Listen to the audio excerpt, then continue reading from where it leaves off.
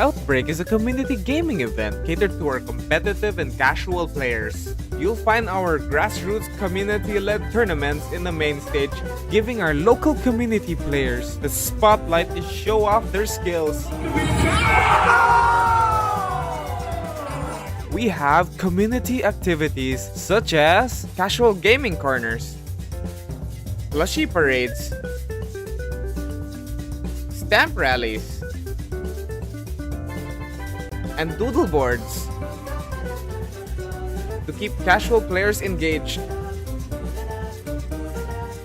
Play and connect through your favorite games. We also have artists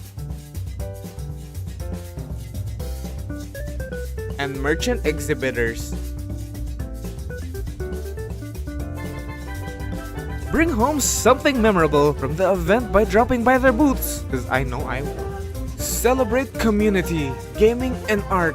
Play and connect here at Outbreak Cebu. Chase the tides with us this year at One Tree Plaza Hotel from July 25 to 26. See you there!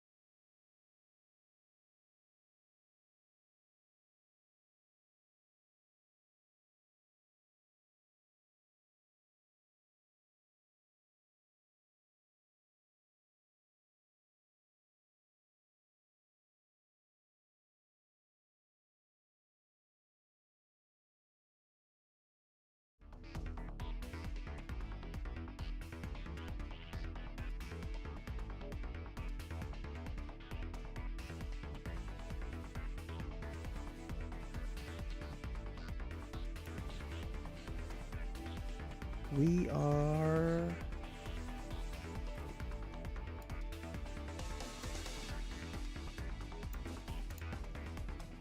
Okay. I think I messed something up here. Sorry, the tech stuff. It's been a while.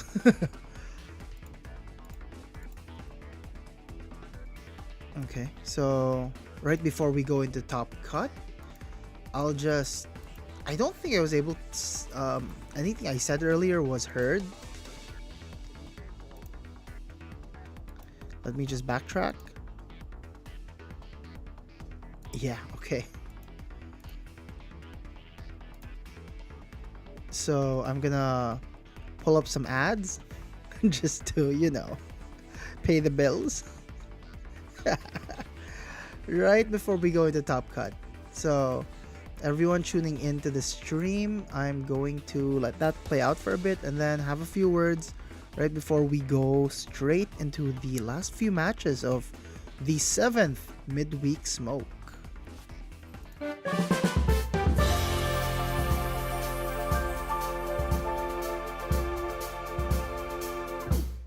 Outbreak is a community gaming event catered to our competitive and casual players. You'll find our grassroots community-led tournaments in the main stage, giving our local community players the spotlight to show off their skills.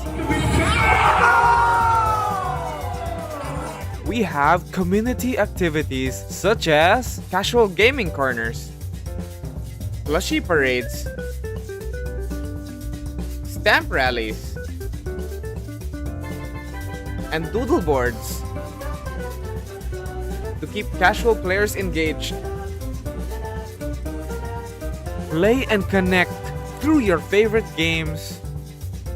We also have artists and merchant exhibitors. Bring home something memorable from the event by dropping by their booths, because I know I will. Celebrate community, gaming and art. Play and connect here at Outbreak Cebu. Chase the tides with us this year at One Tree Plaza Hotel from July 25 to 26. See you there!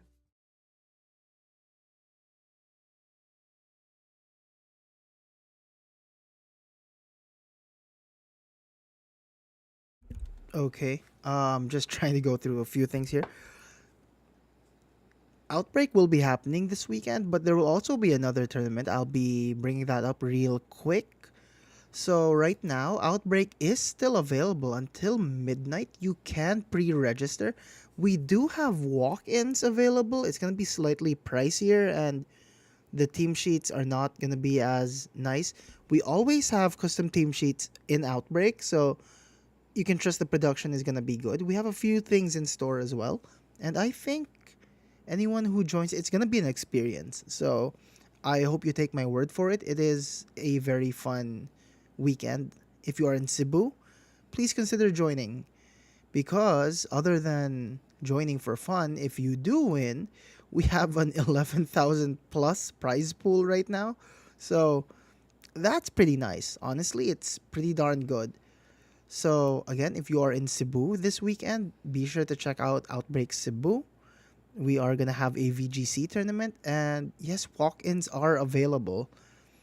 Other than that though, if you are just going to stay home or you are unable to go to Outbreak, we do have another tournament we'd like to shout out. We have the Synchronized Worlds by Dr. Yop. He is one of the world's representatives for the Philippines, and he does have a tournament planned this weekend. Of course, if you'd like to register, you simply have to go to Limitless. That is play.limitlessvgc.com. I think play.limitlesstcg. I'm not too sure. I just input it in my browser and it shows up that way. Anyway, yeah, so you can just go to the Limitless VGC website and you should see it in the upcoming tournaments. And the thing is, there is an entrance fee, but it all goes towards helping Yop fund his travel to the US for Worlds this year. And yeah, big shout outs to Yop. I hope you guys, anyone here, if you are not here for Outbreak, please consider joining Synchronized Worlds this weekend. Also, Hadron Engine, I don't have the poster for it. I couldn't find it in time. Hadron Engine is also happening on the 26th. So if you have a plethora of choices, join Synchronized Worlds on Saturday, then Hadron Engine on Sunday, or if you're in Cebu, join Outbreak. There's so many ways to just have fun. Anyway, let's get on with the games. Right now, we are about to enter Top Cut. There is one match issue though, so let's see.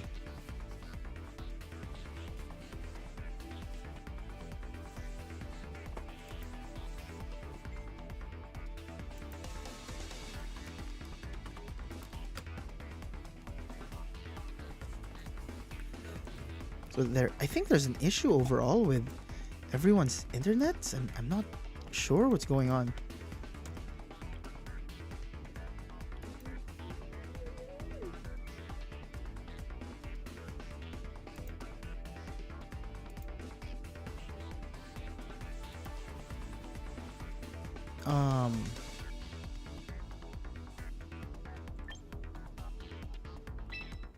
They've requested the judge, but they look like they could be AFK. I don't know. I want to DQ both of them if nobody's gonna answer me.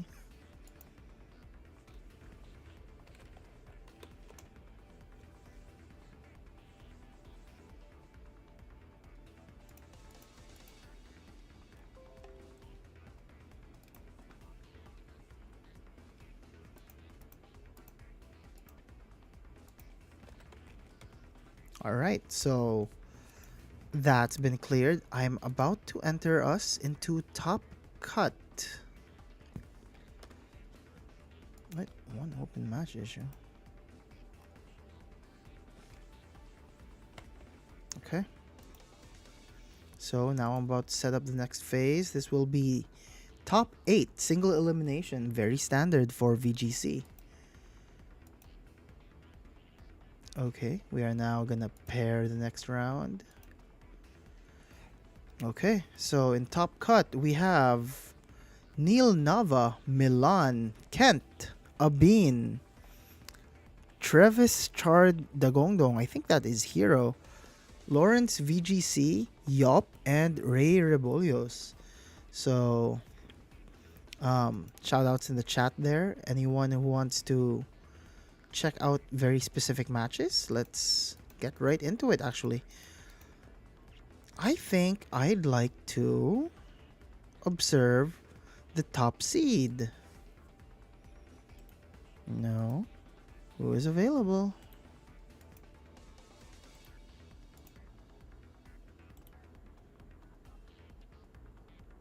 Okay. Nope.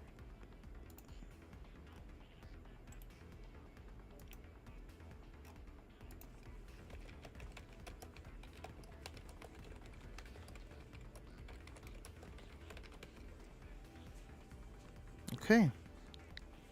We have a tribute.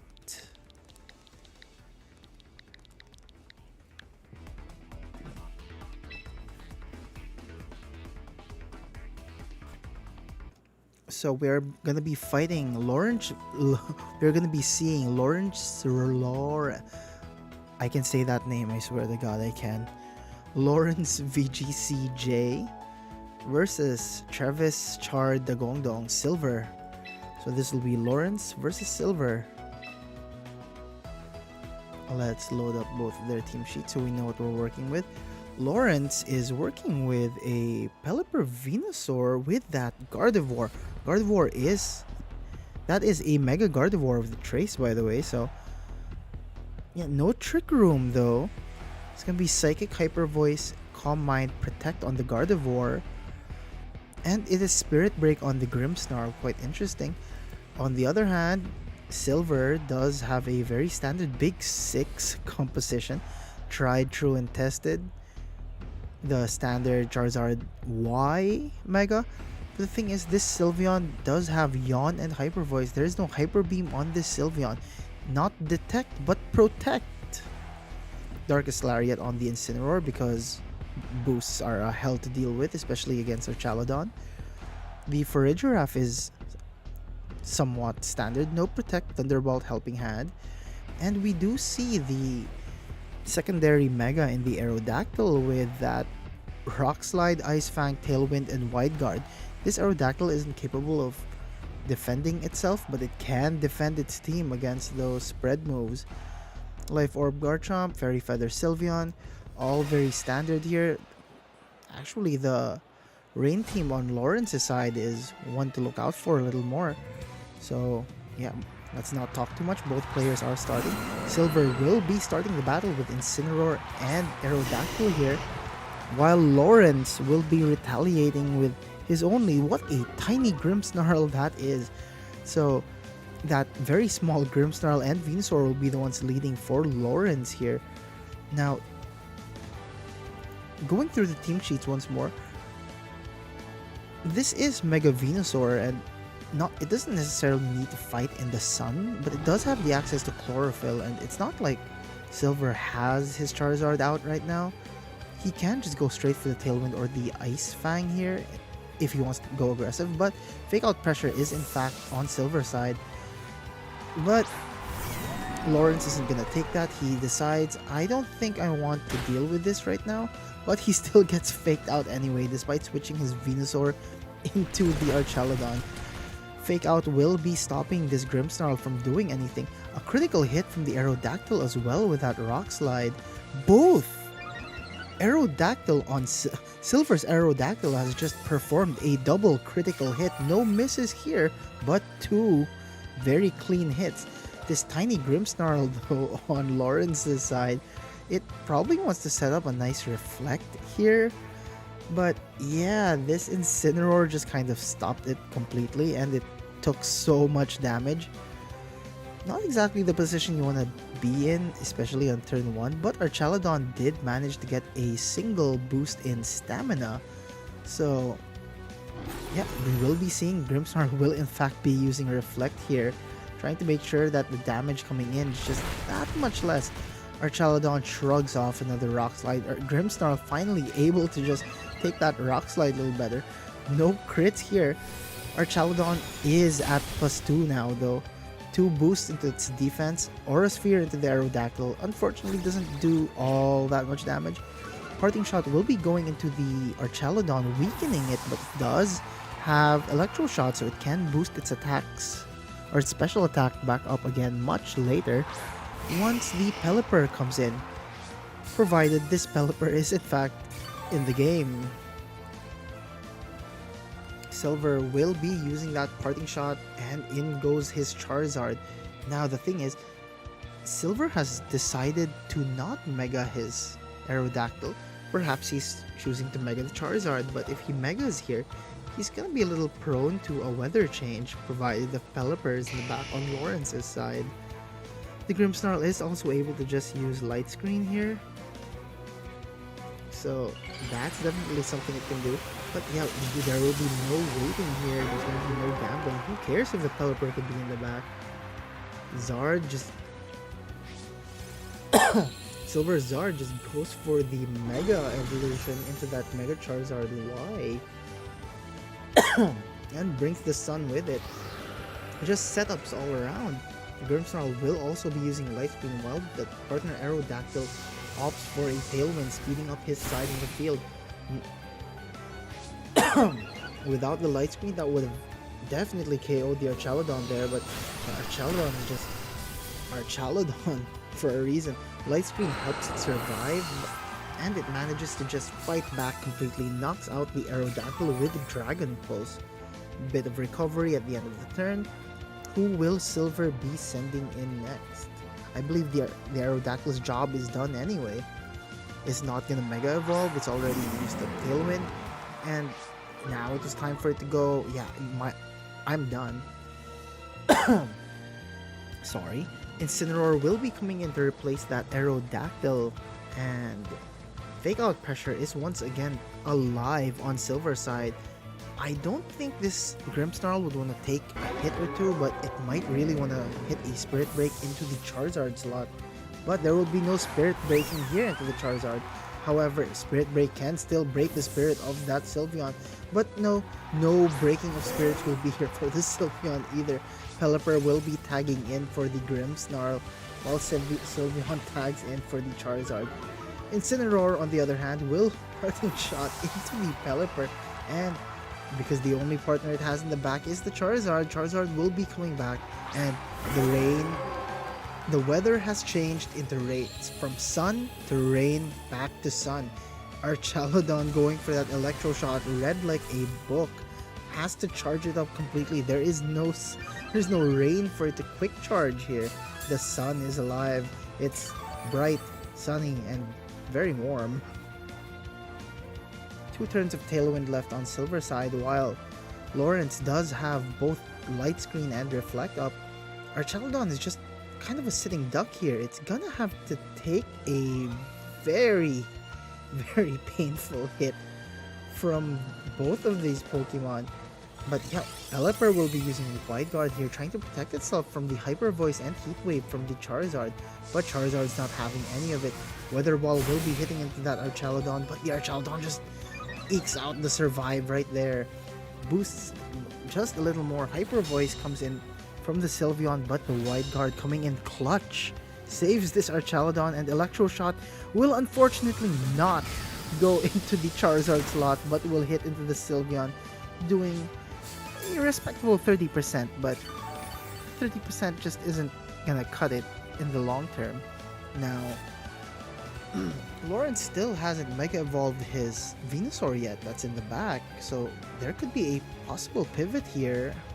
But at the same time, this Archaludon is so low, it really probably doesn't want to stay in the battle for too long, despite it having several boosts in its defense.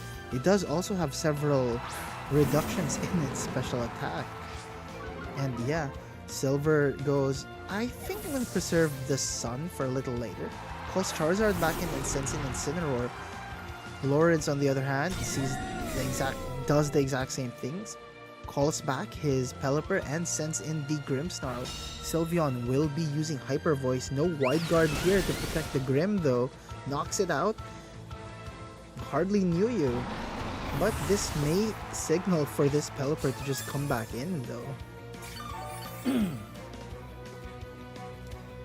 Tailwind though on Silver side has finally subsided. The speed values have dropped. But the bigger question is, did that really matter other than for the Sylveon and the Incineroar? Charizard was going to be faster than every one of these Pokemon combined. But we have to remember that Chlorophyll with Venusaur doubles its speed in the sun, and there are still Sun turns on the board. There is no Sleep Powder on this Venusaur though, but there is Sludge Bomb, Giga Drain, and Earth Power. If it does go for the Earth Power with the Incineroar, will Silver have enough cognition skills to tag in the Zard just to make sure that Earth Power whiffs, or will he be going for a Sludge Bomb to keep it safe? Giga Drain doesn't really do anything in this situation. It's gonna be a toss-up between Sludge Bomb, Protect, just to do a decent amount of damage. And this poor little Archaludon at 19%. I say poor, but yeah, this thing can still pack a punch at 19%. We've seen Archaludon survive a lot of things. And we do see that this Venusaur will finally Mega Evolve. But what is it targeting into? Archaludon goes for a double Protect and fails. And yeah, Sludge Bomb will be coming from Venusaur. Takes 48% in the Incineroar, but Incineroar just does the most Incineroar things it possibly can and survives. Sylveon, feeling a little sleepier than usual, yawns towards the Venusaur there. This Venusaur will be falling asleep next turn, and Incineroar going for the aggression here.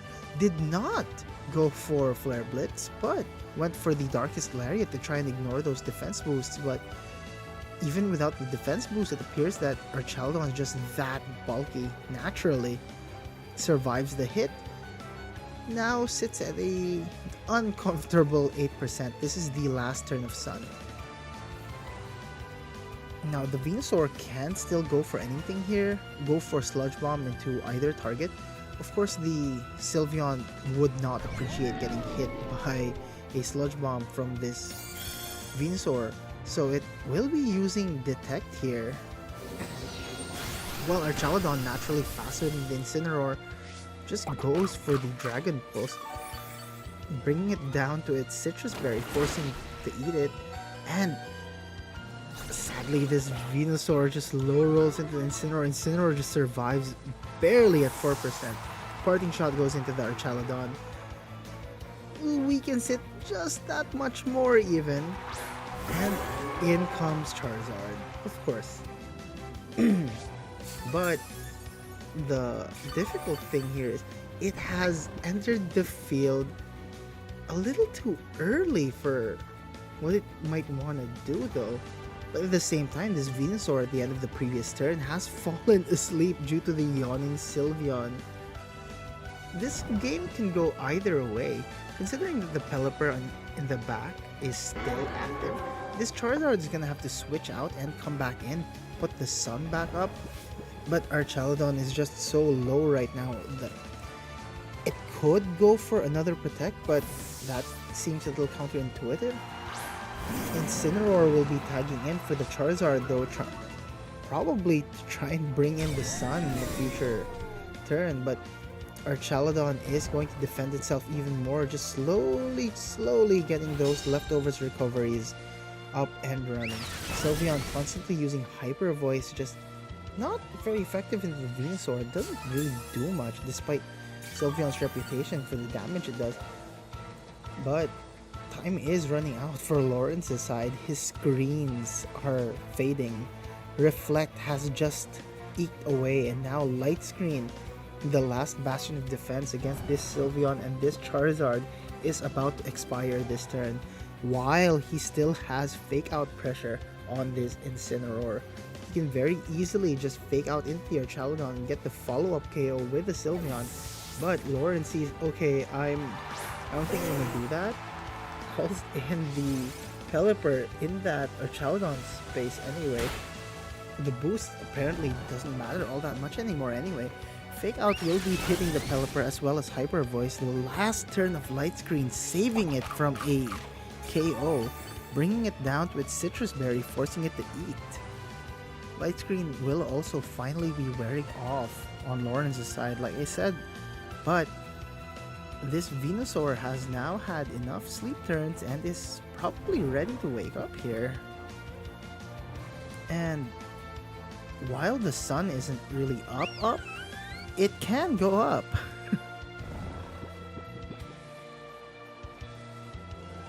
Incineroar is once again in a prime position to just go for a parting shot and send Charizard back in, or Sylveon can just hard swap, either way. Pelipper will be protecting itself this turn though, as Venusaur will finally wake up and it goes for a Sludge Bomb into the Incineroar. There will be no more pivoting.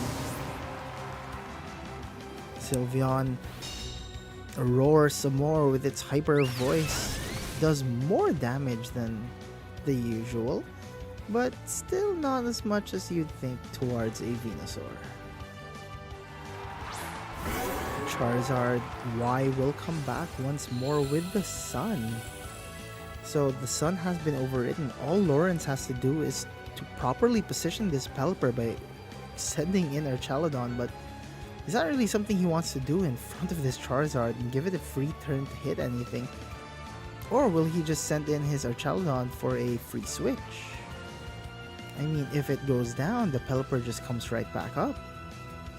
Disables the Charizard and doesn't really do much for the Sylveon. The Sylveon's just chilling here. It probably wants to go for another Yawn, maybe another Hyper Voice. Either way, he's gonna be able to do a substantial amount of damage just as long as it gets to do a hit or two, especially towards this Pelipper and that Archaladon. And like I mentioned earlier, Lawrence might want to reposition.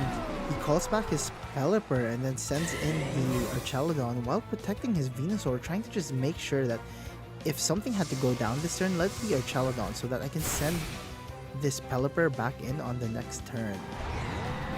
Weather Ball will actually be KOing this Archaladon, and no, anything the Sylveon does will not be effective because the Venusaur is protecting itself. And the final weather of this match will be, in fact, the rain. Charizard's a little worse for wear in the rain. Of course, it doesn't want to get wet, but it is at 100%. It's not impossible for it to come back here, but Pelipper does have Weather Ball, and Weather Ball will pack a punch in the rain from this modest little Pelipper. Sylveon can do a lot of damage with this Hyper Voice. But yeah, we will be seeing Charizard go for Solar Beam. A interesting choice of move here. Solar Beam for some reason in the rain. Sylveon will be going down to Sludge Bomb while Pelipper will be cleaning up with Weather Ball. Double KO on the last turn of this game and the very first turn of rain. First game of this set will be going to Lawrence VGCJ.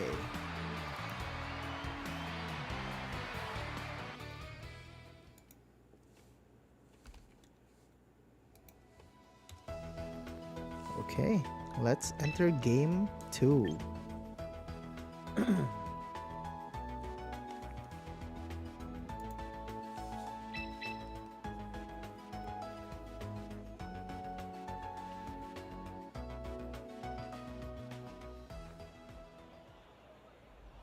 So again, both of these players are...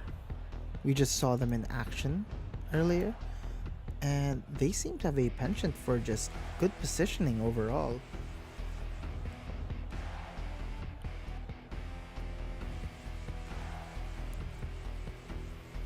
The tried and tested Big 6 team will always function well, however. Everyone knows what it does, so everyone's in a very prime position to just counter it completely. On the other hand, this Venusaur Pelipper, this chunky boy, is very ready to just answer this, despite being the grass type of the trio. Well, actually, the Kanto starters are incredibly powerful in this regulation. All three have a strong representation with their megas.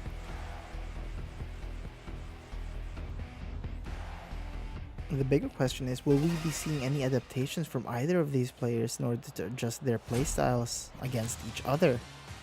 Game 2 of Lawrence VGC versus Silver is now commencing. Unlike last game, there will be no Aerodactyl in the lead. It will now be that for a Giraffe. At the same time, there will be no Venusaur in the lead here for Lawrence. It is going to be that... it is going to be the Gardevoir, and that Gardevoir... Well, it will Mega Evolve. It does things. But the bigger kicker here is that Gardevoir does not have Trick Room, so this is not a Trick Room mode Gardevoir. It is Hyper Voice Calm Mind. So it is in a pretty good position to just constantly boost if it truly wants to. And yes, of course, Incineroar will be using Fake Out into that slot. Reflect will be going up though instead of Light Screen. Gardevoir will be flinching due to what Incineroar has done, and as the saying goes, if a Giraffe stands, Trick Room will go up. The bigger question is, will Grimmsnarl want to use a Light Screen this turn, or will this be anything else? This could also be a Spirit Break into the Giraffe slot, taking into account that if Charizard or Sylveon were to come in there, then that's not going to be very good for it. Or the Garchomp, but yeah, Sylveon will be coming in for that on that Giraffe slot, and Spirit Break will be breaking the spirit of that Sylveon, successfully dropping its special attack by one stage. But that's not the only thing with dropping special attacks this turn. Incineroar answers back with a few expletives towards this Gardevoir. Having the parting shot here lowers its attack and special defense and sends Giraffe right back in. Gardevoir though, yes, you may have broken my spirit just a little, but I will recover, calms her mind, boosts her special attack back to the neutral level, and will be boosting her special attack, special defense into +1. Sylveon is now suffering a single reduction in its special attack. Its attacks will no longer be as effective. Silver will be calling back his Giraffe, and in comes Incineroar once more. Fake Out will be active on the following turn. Light Screen coming from the Grimmsnarl. A wise decision considering that Sylveon is now in a prime position to just scream its heart out with Hyper Voice, but no screaming will be done on this turn. Yawn will in fact be hitting this Gardevoir, making it just a little drowsier than usual. It does in fact manage to get the second boost of Calm Mind here, but with this Incineroar ready to just fake it out. I mean, if it gets faked out this turn, it's just gonna go straight to sleep. If it chooses to protect, it's gonna go straight to sleep. It can't exactly use Psychic either. Lawrence decides to forego the boost and sends in Archaludon in its place. Parting Shot from the Grimmsnarl will be hitting that Sylveon. Fairy's just getting the blunt of these verbal abuses. And who will be subbing in though for this Grimmsnarl? It is the Gardevoir. Lawrence saw what Silver did and decided, you know what? I can do that too. You're not the only one with Parting Shot here. Darkest Lariat will hit this Archaludon but fail to do any significant amount of damage. All it manages to do is boost this Archaludon's defenses slightly higher. Or little HP recovery even after the Hyper Voice, but yes. The Light Screen and the Reflect are just carrying this team.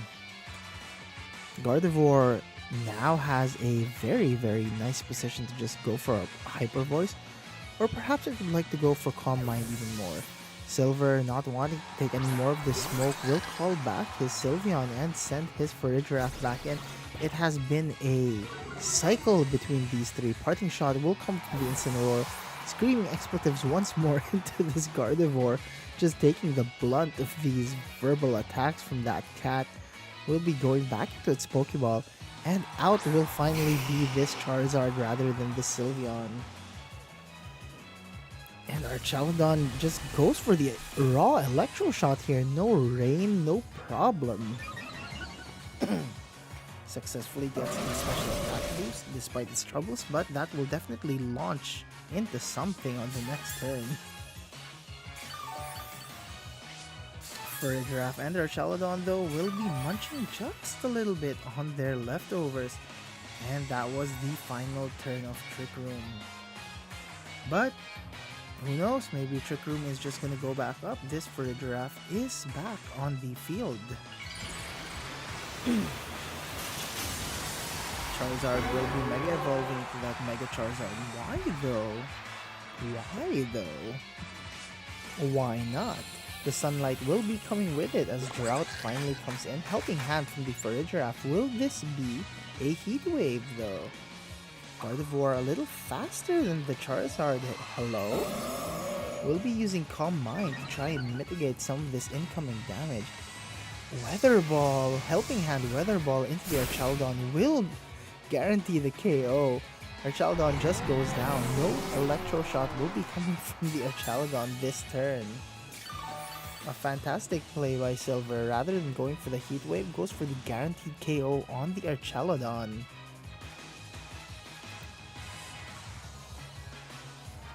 And yes, to get rid of this weather once again, Pelipper will be coming in. So now, Silver is gonna have to switch and pivot out.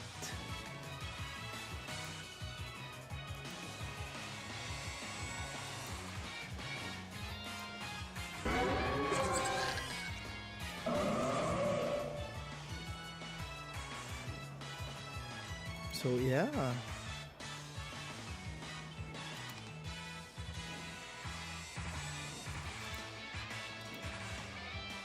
Sorry, I received several messages saying that the signal everywhere appears to be horrendous, so people are not having a good time with their connections. Anyway, Silver will be withdrawing his Charizard here, and once again, in comes Incineroar. Intimidate will go up, but neither of these Pokemon care too much for Intimidate. Hyper Voice from the Gardevoir will be critical will hit critically into the Farigiraf. Not that it mattered. It will get a double hit with that secondary Weather Ball from the Pelipper. And this time Farigiraf will go down. No Trick Room will be coming up any longer. And Charizard, the Sleepy, will once again bring the rain back into this match. 3 turns of Reflect, however, but Incineroar is here and Fake Out is active, as it always is.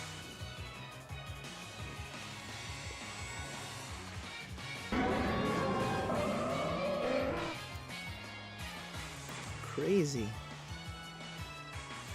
So yeah, now Lawrence is going to be a bit on the back foot here. He's going to have to switch out his Pelipper in order to regain the weather control. He's been shown not to be scared of changing up his strategies and switching his Pokemon, especially even when they're low though, or when they have several boosts up. So Pelipper will be pivoting out and Grimmsnarl will be taking its place. This is also the last turn of Reflect, so perhaps Grimmsnarl would want to set the screen back up. Everyone is just protecting themselves except for this Incineroar, who opts to go for a Flare Blitz into the protecting Gardevoir slot. Reflect will finally wear off though, but Grimmsnarl is once again still here to provide that screen support if it is truly needed.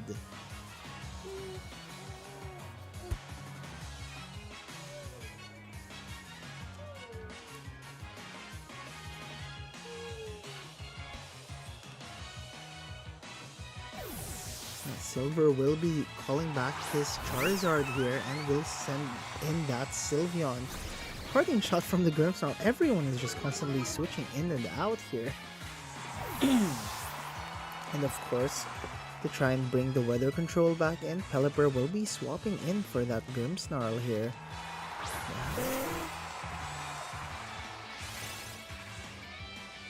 And the rain it is. Gardevoir just free to do hits. This is a war of attrition, ladies and gentlemen. Flare Blitz in the rain will not do as much damage. There is no Reflect, however, but what's it matter? This is also the last turn of Light Screen. Perhaps Gardevoir would want to protect itself and allow its friend Pelipper to call in its other friend, Grimmsnarl. At the same time, it's in a very nice position to just go for another Hyper Voice.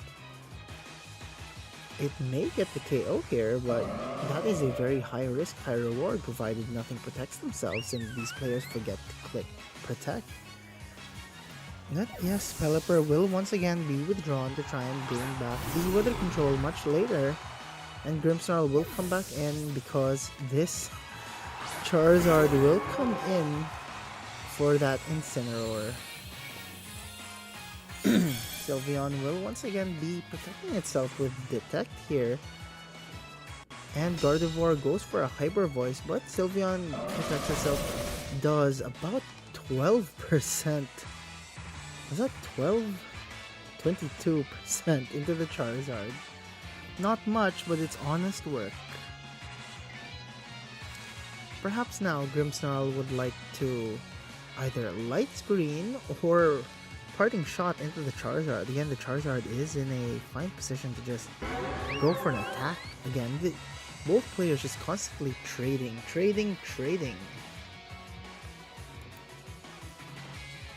So, yeah.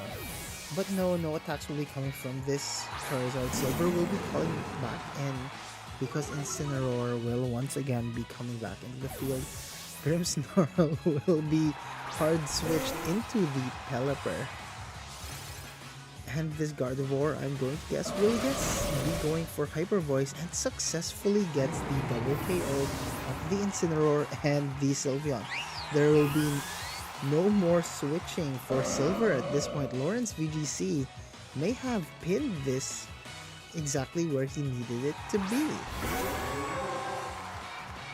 So Charizard will come in and the rain will stop because the sun will shine once more. But nothing is stopping Lawrence from just bringing his Pelipper back in and sending out the Grimmsnarl while he protects this Gardevoir. This may be it, but when there is a will, there is a way. Perhaps several critical hits can just take the game, or several well-placed Weather Balls. And yeah, Pelipper will be called back and Grimmsnarl will be sent in while Gardevoir protects itself. Perhaps Charizard will be, yeah, he goes for the Weather Ball, not for the Heat Wave, and fails to knock out the Grimmsnarl. The bigger question now is, this Pelipper can win the game here for Lawrence, but at the same time, several good crits may do it, but I just can't see where this is going. Parting Shot will be going into the Charizard, weakening it even further. And, well, it can't exactly charge a Solar Beam properly in the rain. Pelipper will be coming in for that Grimmsnarl after it has performed its Parting Shot. The rain comes in, Gardevoir will be using Psychic. Charizard survives with a measly 8%. Weather Ball may be enough to knock out this Gardevoir. I was wrong. No Sun, no Stab, no problem, I guess. And just like that, the battle ends in a forfeit. Lawrence VGCJ will be moving on to top 4.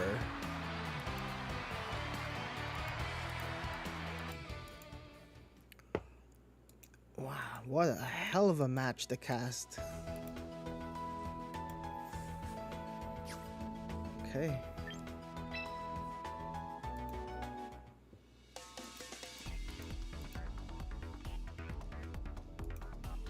So several players here have not yet completed their matches. How is everyone doing? Oh wow, okay.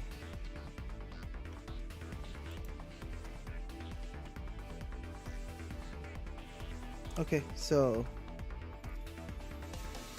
yeah, it appears everyone seems to have had several issues with their signal today.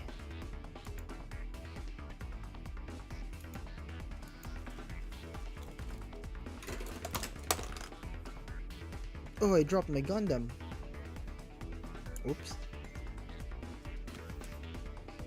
I have the camera off, so it's fine.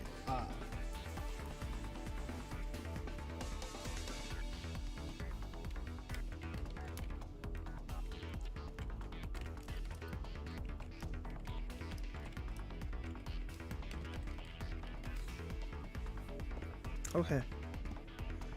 So we technically have 12 minutes left for the outbreak registration. So if you wanna actually send them in or sign up, now is a pretty good time to do that.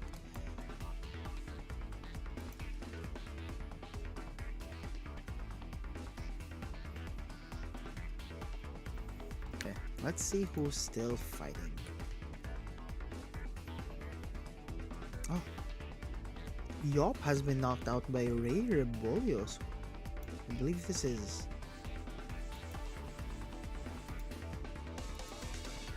Ray, okay.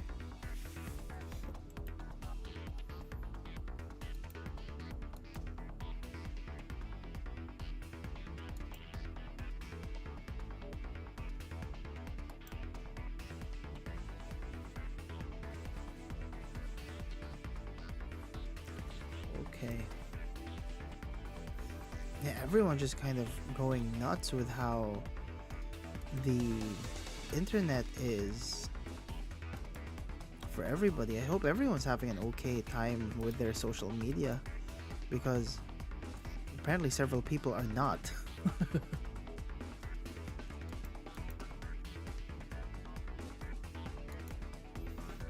Let's take a quick peep at what Milan is doing.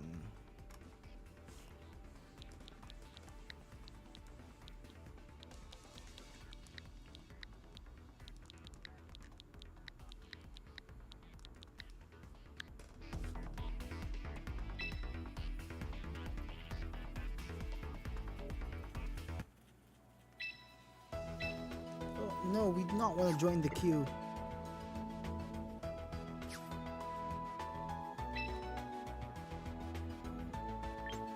We want to spectate.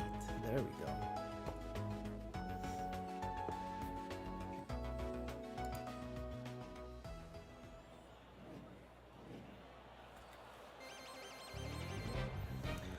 What have I walked into?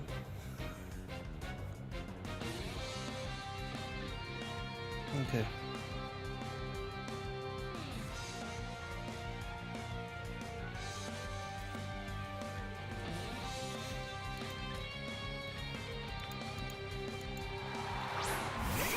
I believe this is the last.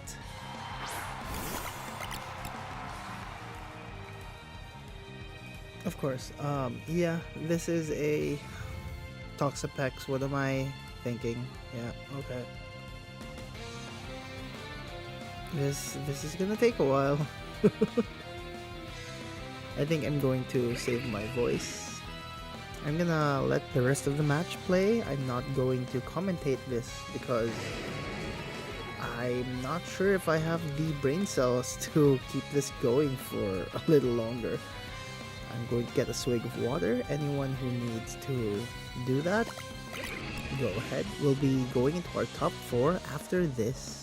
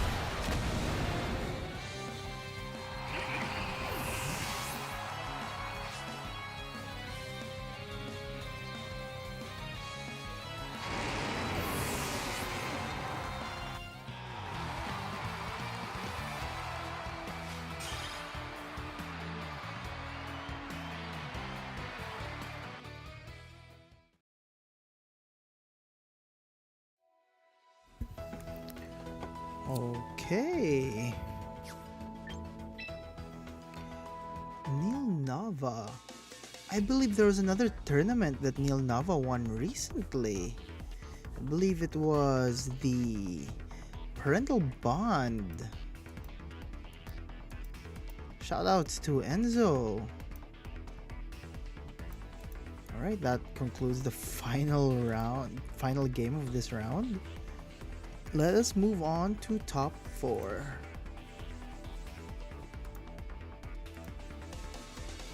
Alright, so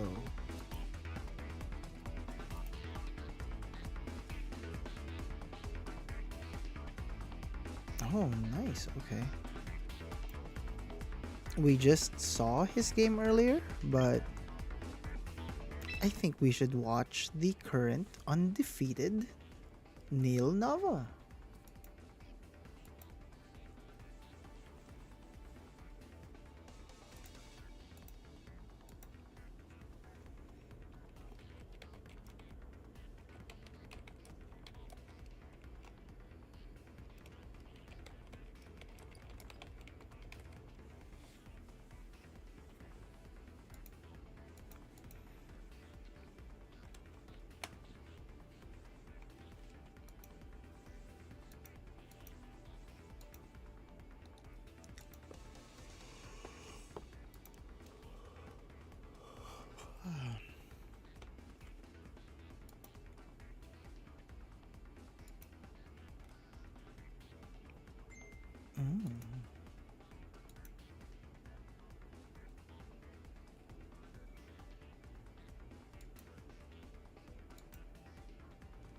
Okay, both players have finally checked in though.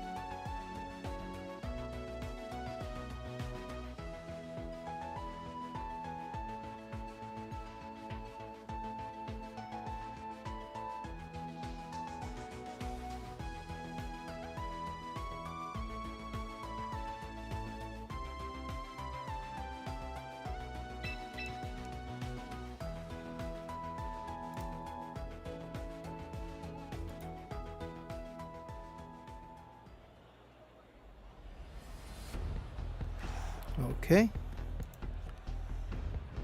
Both players are running. No. They're not running anything the same.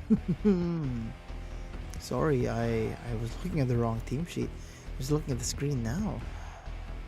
So Ray Rebolios here versus Neil Nava Hero. So Ray Rebolios, who is sporting that Swampert and Archeldon Rain with a pocket Shell Smash Blastoise in the back.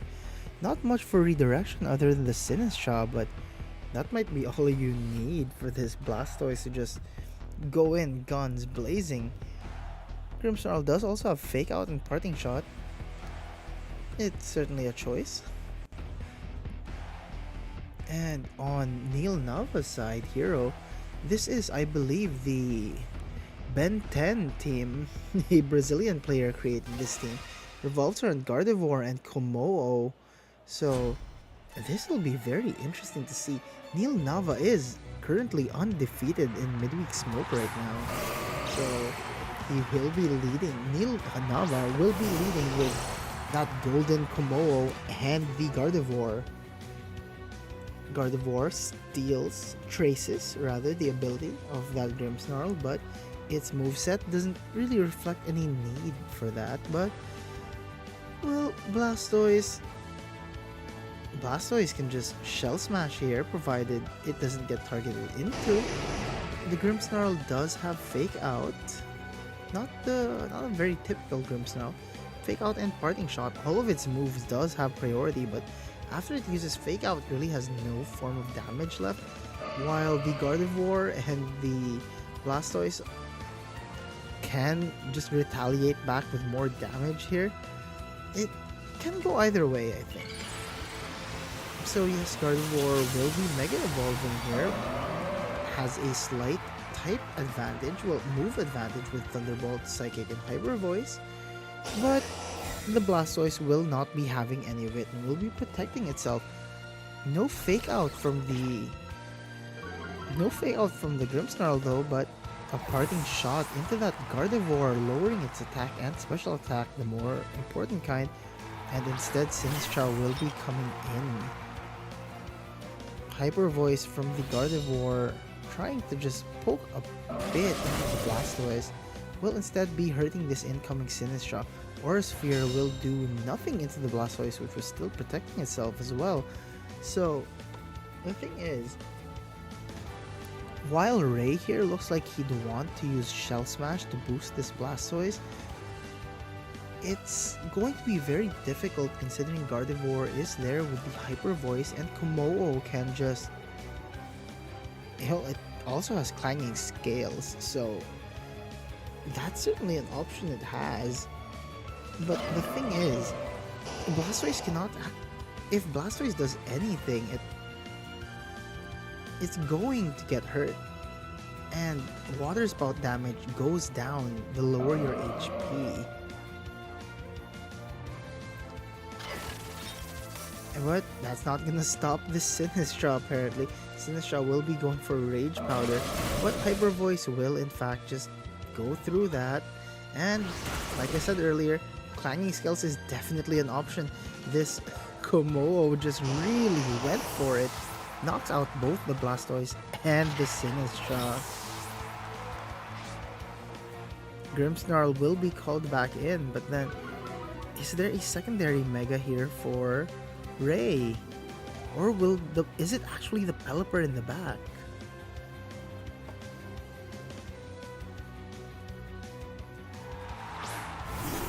So yes, we will be seeing Grimmsnarl once more.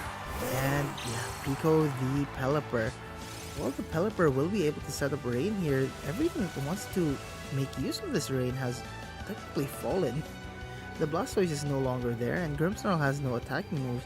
The only form of offense that Ray has as of this moment is to threaten that Komodo with a Hurricane. And yeah, Neil Nava will be calling back his Gardevoir and protecting his Komodo here, and in comes the Mousehold. Fake Out will be poking that little family of 4, 3. Looks like 3 from this angle, so I'm gonna say 3. That family 4 will be faked out, but coming in will not be scared. No flinches here, but nothing was really gained either. The Grimmsnarl can set up screens, do some parting shots, but other than that, it's kind of just a dead slot. Pico, on the other hand, the Pelipper, is going to have to do some very heavy lifting in knocking out everything on the opposite side of the field.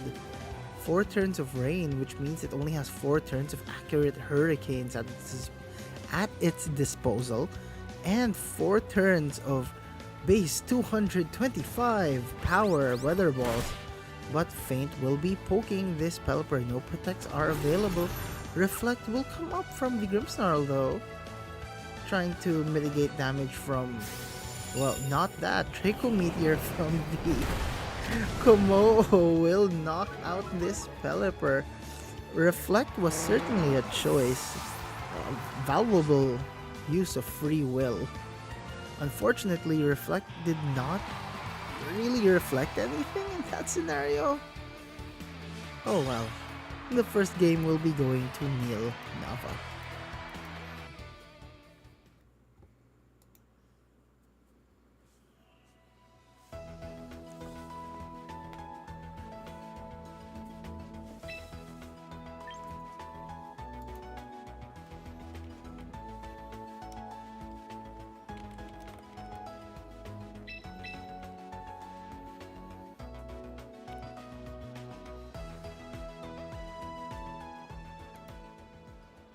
And here we are with game 2. We saw this Komo just put in work earlier though.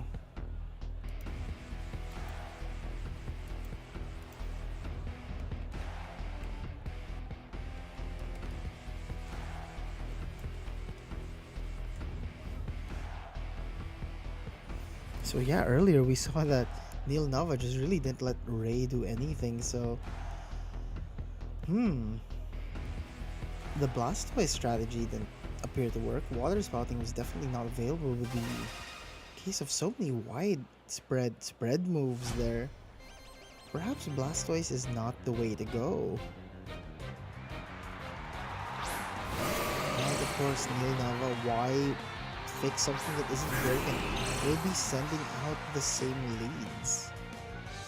That Gardevoir and the Komo. On the other hand, Ray seems to have a penchant for this Grimmsnarl right next to a Mega Pokemon, because we are now seeing this Grimmsnarl right next to this Swampert.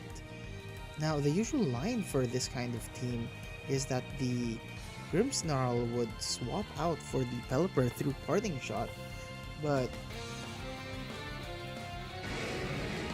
does it really want to right now? I mean, it can. Thunderbolt is in fact on the Gardevoir, which highly threatens the Pelipper if it decides to come in. It's going to get shocked right out of the air. But it will successfully set up Rain for its partner Swampert here. But will Rain be enough to knock out either of these Pokemon? Well, perhaps the Gardevoir, but the Komo is still going to be a huge threat and a problem. Gardevoir will be Mega Evolving this turn though, but it just protects itself, doesn't go for any attacks, instead wants to bide its time. Swampert will be doing the same thing, no Mega Evolution however. Fake Out though from the Grimmsnarl, that is not a turn 1 Parting Shot, instead it is a turn 1 Fake Out. And what a fake out of a call that was. This Gardevoir, which just protected on the last turn, is very susceptible to getting Parting Shotted here. So this is going to be interesting, to say the least. Of course, a hard swap would guarantee the Pelipper to come in, but would you really want a hard swap without debuffing your opponents first? So, let's find out. The Swampert will finally be Mega Evolving this turn though, which means this Grimmsnarl is probably going to switch out. Somehow, yes, it will be using Parting Shot, and it is attacking the Gardevoir. It's targeting into the Gardevoir, and I'm only going to guess that in its place will be, yep, it is going to be this Pelipper, enabling this Swampert in the rain. And Ice Punch will be hitting that Komodo but just not doing enough. And like I said earlier, this Pelipper will not appreciate getting hit with a Thunderbolt even after that parting shot from the Grimmsnarl to weaken the Gardevoir. It is still doing a very significant amount of damage. The Komodo though will be losing a bit of HP despite the single target climbing scales. Well, I trade some of my HP for all of yours. And it's the Mega. Grimmsnarl though would have really liked to set up screens much earlier, but instead went for the fake out, which is a very fair thing to do. Gardevoir will be protecting itself instead doing anything. In fact, both the Pokemon on Neil Nava's side will be protecting themselves. No fake out will be happening. No flinches. And most importantly, Mudkip, the Swampert, will be using Earthquake, and none of that will hit into either of the opponent's Pokemon. Instead, it is going to hurt his own ally, the Grimmsnarl. Grimmsnarl took 51% from its own partner, while effectively doing nothing to the opposite side of the field. That was not ideal. Not ideal in the least. So, Ray is down one Pokemon. Both of the remaining Pokemon he has are in almost critical health, while we have one left in the back which we are not aware of. The Grimmsnarl though will be using Parting Shot, once again targeting into that Gardevoir, and it will be tagging in Archaludon. While the Swampert once again goes for Earthquake, just hurts his own teammates non-stop. Successfully gets a KO on the Komodo, but was it worth it? Hyper Voice coming from the Gardevoir almost knocks out both the Swampert and the incoming Archaludon, who was hurt very much by its own teammate. But Neil Nava will be sending out the Mousehold family, and this Mousehold, let me see. This Mousehold is in fact wearing a Focus Sash, so it is not very easy to remove. The Swampert and the Archaludon are gonna have to hit it twice. So that's definitely something they have to think about. On the other hand, they are in very critical condition. While the only thing critical on Neil Nava's side appears to be this Gardevoir, which I believe can protect itself this turn. Now, oh, but he's not going to protect that Gardevoir. He instead calls it in and sends in the Bascule Legion. The Mousehold family will be protecting itself though. And Ice Punch going into the Gardevoir slot. Perhaps it should have been anything else, but Electro Shot will be charged this turn and released subsequently. But the question is, did it target into the Bascule Legion? Which is, nope, it did not target the Gardevoir slot, which is now a Bascule Legion. Instead, the Electro Shot pings off the Mousehold family, effectively doing no damage though. Unfortunate turn. Ray is being read like a book.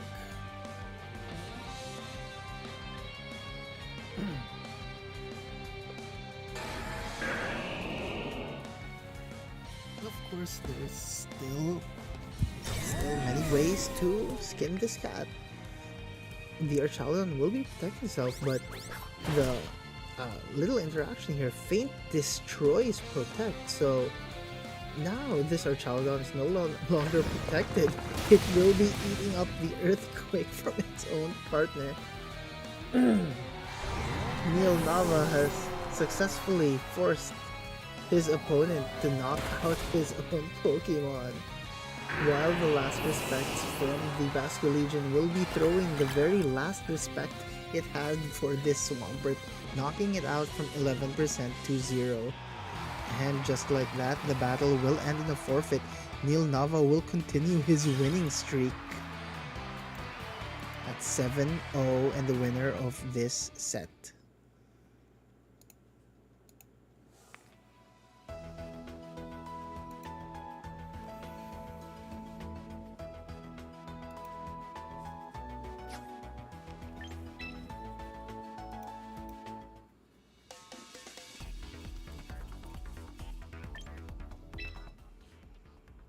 Alright, let's see what these two are doing.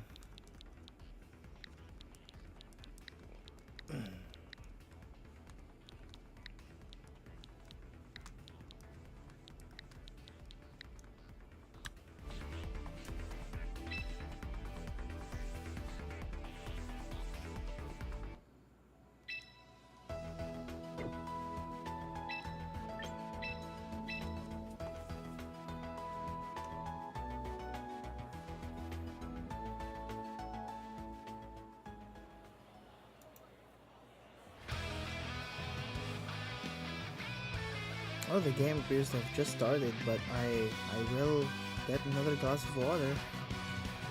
So enjoy, everyone.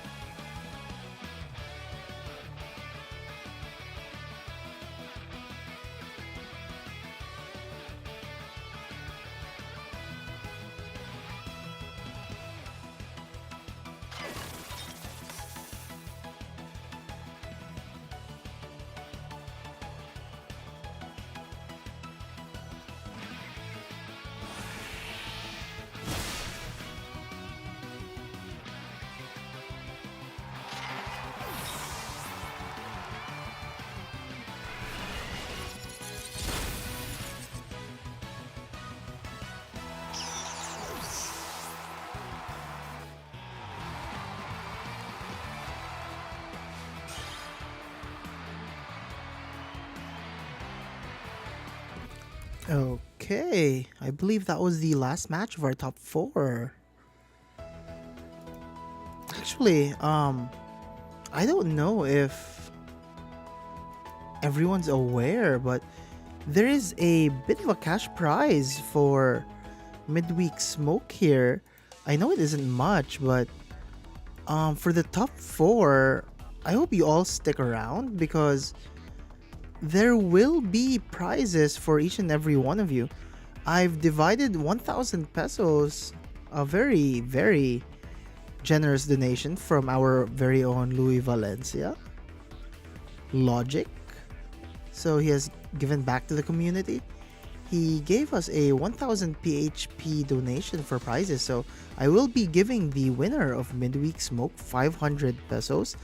And of course, their shiny of choice. Second place will receive 300.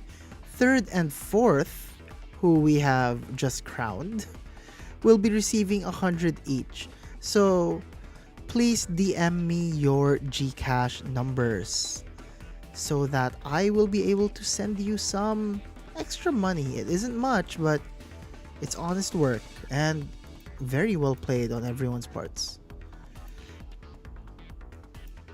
Okay, so I hope everyone's ready. Maybe we can finish right before midnight. I mean, it is past midnight. Perhaps before 1 a.m. So I'm going to pair the next round. There's only 2 players left. So it will be Neil Nava, who has remained undefeated in this entire tournament, and Lawrence VGC. So again, for the top 3 and 4 players of this tournament, please DM me So that is Abin, Neil Arvin Serrato, and Ray Rebolios. Please DM me on Messenger and give me your details so I can send you a little money.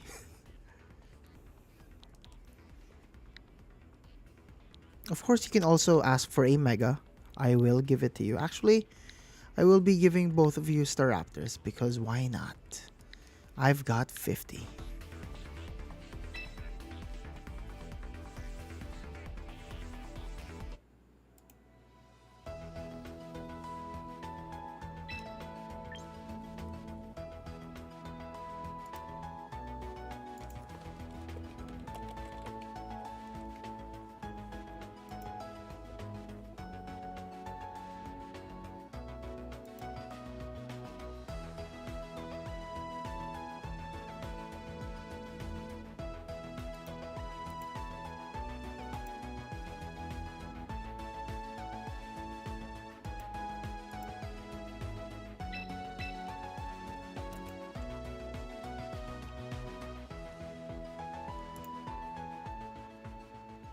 Alright, this is the grand finals of the 7th mid-week smoke.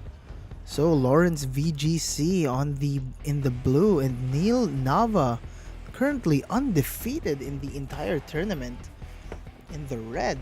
So Neil Nava is sporting that Ben 10 Vovomax team, which comprises of a Mega Gardevoir, which is supported by the entire team, and this Komodo, which just manages to do so much damage, you wouldn't think. While Lawrence is playing a very safe Rain team.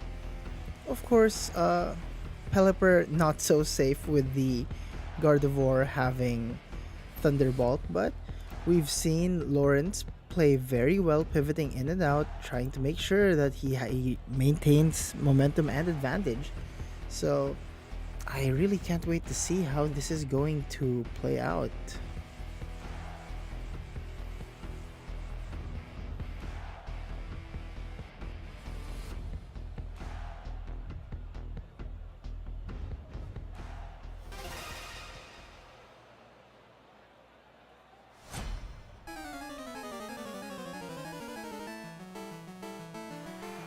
Okay, the very first game of the grand finals will be beginning. Neil Nava will be starting off this battle with a Mousehold and its friend Gardevoir, while Lawrence VGC will be leading with a Grimmsnarl and King Gambit lead. King Gambit immediately threatening this Gardevoir with Iron Head. It does have Iron Head, right? Let me peruse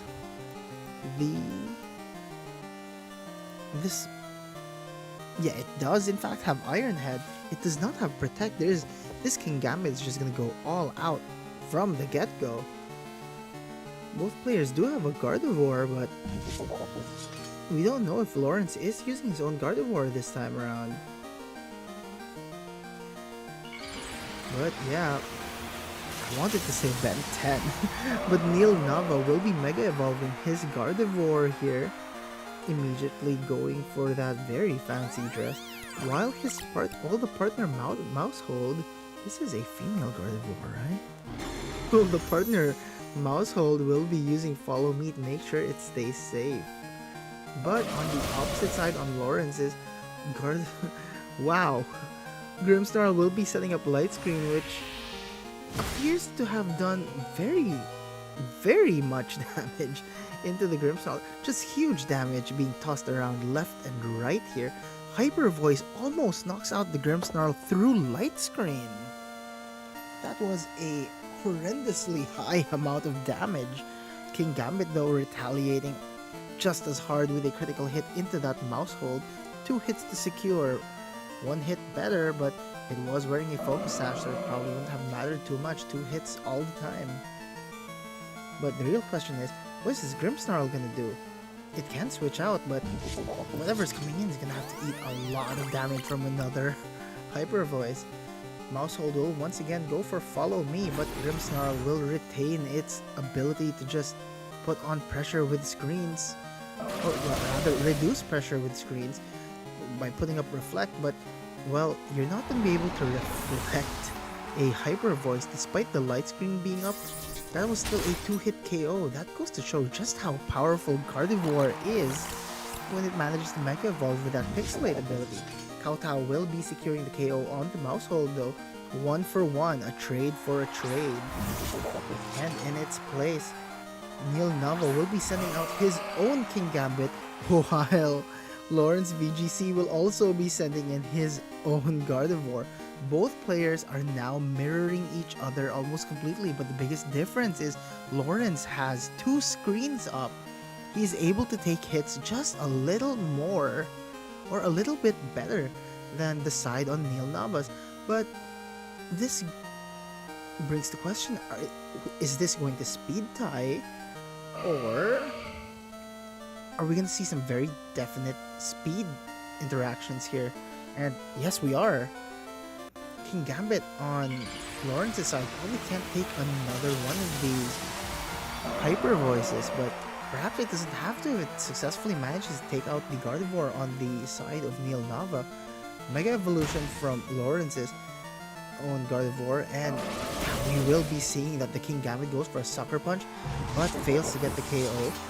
And Neil's Gardevoir will be hyper voicing into the side of Lawrence, and that is a trade once again. Both players are just trading, but Iron Head and Hyper Voice will be enough to take out the King Gambit and Gardevoir on Lawrence's side, while the King Gambit on Neil Navas will remain sitting?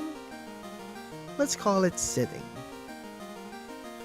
Which brings the question, who is the last Pokemon on Lawrence VGC side? Well, we do see that the final Pokemon on Neil Navas will once again be that Kommo-o. Single target clanging scales is going to hurt like a truck. Hit like a truck. Pelipper can threaten with Weather Ball and Hurricane into the Kommo-o, but clanging scales will be chipping it for 59%. Life Orb takes a little bit from the Kommo-o. Oh, okay. So the Pelipper was forced to eat up its Citrus Berry, but we see that Kowtow really is not doing as much damage as you would think. There is still a shot here for Lawrence VGC to take this game. Perhaps that was a little too early for us to say, but while we see that this King Gambit is faster than the Pelipper, we also saw that it really didn't do that much damage, and Pelipper will be surviving, and I'm going to guess that a Weather Ball will be coming from the Pelipper and will knock out this King Gambit. Lawrence VGC will be bringing back the game. So game 1 will be going to Lawrence VGC. Jeez, wow. That almost rock slid in one direction. Crazy turnaround. And we are all here for it, folks.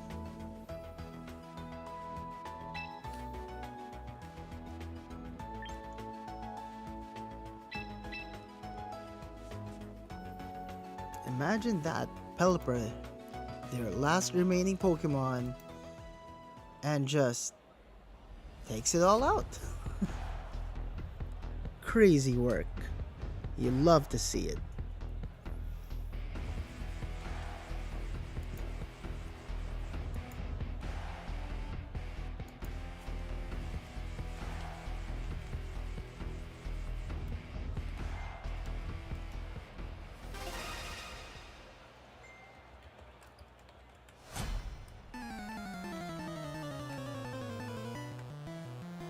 Okay, so we're gonna be seeing the exact same leads here for Neil Nava and Lawrence VGC. Both players are leading the exact same way.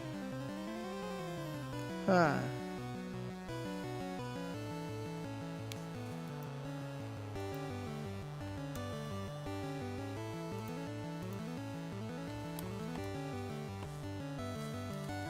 Okay, so both players seem to already know what they want to do. They made those decisions fast.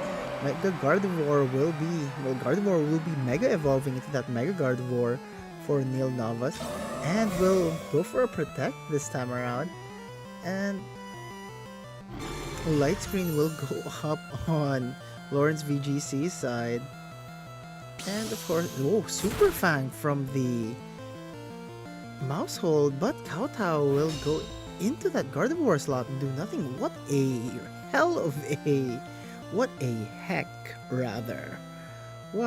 heck of a read. That was an extremely risky and ballsy play, and I recommend Neil Nava for doing it. But yeah, right now, yeah, Mousehold will go for that follow me, but yeah, will Hyper Voice be enough to knock out? Oh my god. Oh my goodness golly, a critical hit on the Grimmsnarl. While it doesn't successfully take out the... While it does not take out the King Gambit, it does enough to critically hit the Grimmsnarl and take it out. Not quite the target. I'd say that was a victim of... what's the term? That was collateral damage, ladies and gentlemen. Now, the mouse is still the mouse, and it can very much do the exact same thing, so this is a pretty precarious spot that Lawrence VGC might be in, and Neil Nava might just go for another Hyper Fang into this Gardevoir. If it chooses to protect itself, that's not going to matter too much. I'll just do it again on the next turn. But yeah, the Gardevoir will be Mega Evolving here. We saw last time that it moved after the Gardevoir of Neil Nava, but was that caused by a speed interaction or a speed tie? No, it is not. He's still going first. And that is a trade. King Gambit will be sucker punching into that Mousehold, knocking it out, while the Mousehold will do nothing, and Gardevoir on Neil Nava's side will use Hyper Voice to weaken the Calm Minding Gardevoir on Lawrence VGC side, but will also go down to the Hyper Voice. Wow, okay. The real question is now, who is going to sub in for who?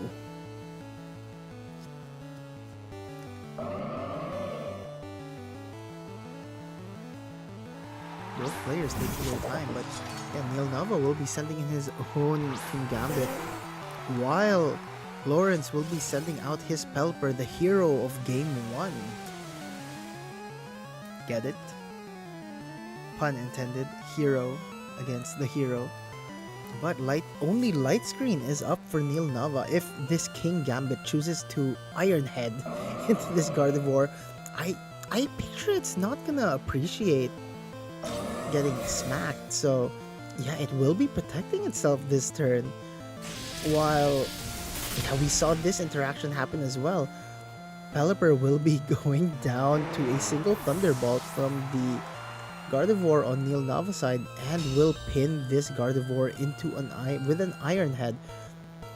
There is no Reflect for this Gardevoir. It's going to have to knock out King Gambit in one blow.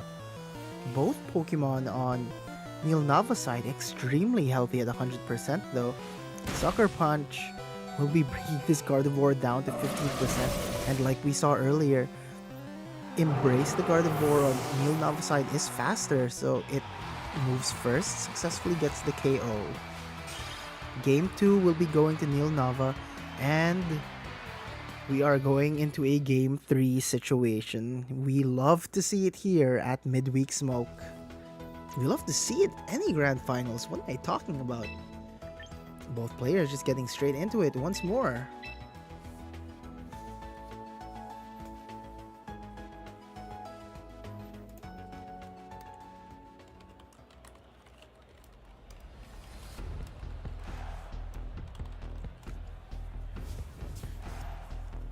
Alright, so...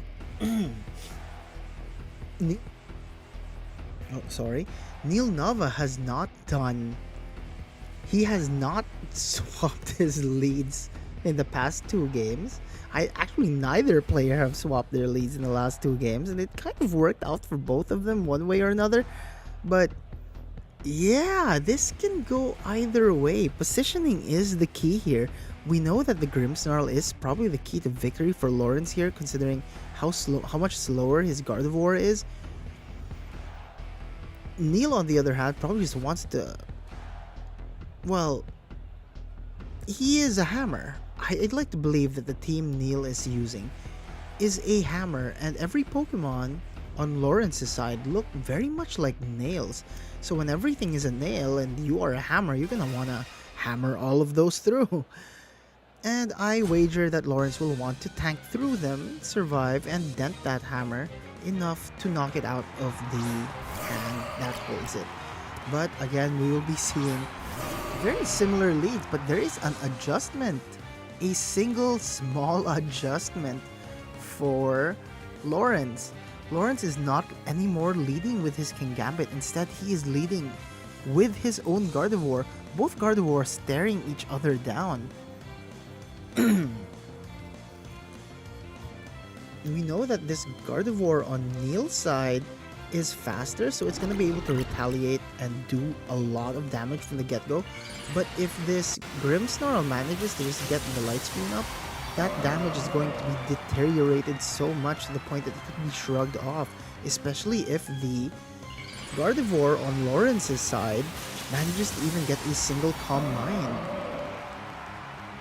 Again, there is still fake out pressure from the Grimmsnarl though, but we will not be seeing it use fake out. Instead, it goes straight for the light screen, not messing around. It knows that it's not as fast, but making sure that light screen's not do nothing. Superfang goes into the Grimmsnarl, knocks it out, but only does 30% into the Gardevoir. Superfang from 50%, Hyper Voice knocks it out completely. And the other Gardevoir on Lawrence's side will also be going for a Hyper Voice. But something to note here, even through the light screen, Neil Nava's Gardevoir has managed to do 30%, while the Gardevoir on Lawrence's side only appears to have done 36% without any screens. So does this Gardevoir just not... is it just bulkier? Follow me. Anyway, Follow Me will be coming from the mouse hold, trying to mitigate as much damage as it can. Hyper Voice coming from Lawrence's side will knock it out though, leaving this Gardevoir very vulnerable, and Iron Head will knock it out. While Neil Nava did have a single KO in the previous turn against the Grimmsnarl, the Kingambit positioning was just immaculate on the side of Lawrence. All it needed was that single turn of light screen, and now they are both staring each other down. Big Fish, the Basculegion, is a big fish, and Basculegion will just do so much damage to anything that it possibly can. There is no Reflect on the side of Lawrence.